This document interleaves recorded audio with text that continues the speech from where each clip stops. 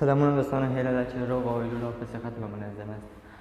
دوستانو، نن درته په یوې ویډیو کې هر کله وایم په دې هیله چې د خوښۍ وړ مو وګرځي، خو د ویډیو شروع کولو نه مخکې زموږ یوه یوټیوب چینل در سره ضرور سبسکرایب کړئ او هم په خوا کې بل نشان هم کلیک کړئ تر څو هره یوه ویډیو تر تاسو پورې در ورسیږي. کله چې یو څوک ستاسې پیغام نه ځوابوي نو څه باید وکړئ؟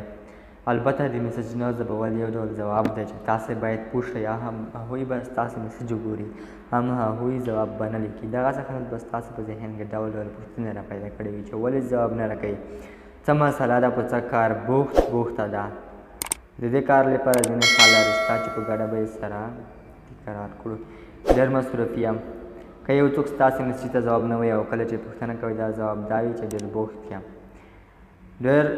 بوخته یم، بیخي د سرګرولو نه یم وزګار. ممکن هم داسې وي خو د یو میسج ځواب شي چې شاید یوه کلمه وي، باید وخت ورته پیدا شي.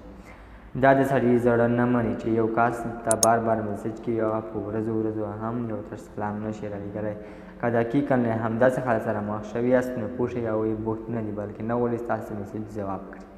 که یو څوک ستاسې سره لږ مینه هم ولري نو په یو مناسب وخت کې به هرومرو ځواب درکړي، او که یې ځواب در نه کړو نو پوه شئ چې هغه کس ستاسې سره هېڅ مینه والا کار نه لري، نو تاسو یې هم باید شا پرېږدئ، ځکه مینه، ملګرتیا او بل هر ډول اړیکه په زور نه جوړېږي.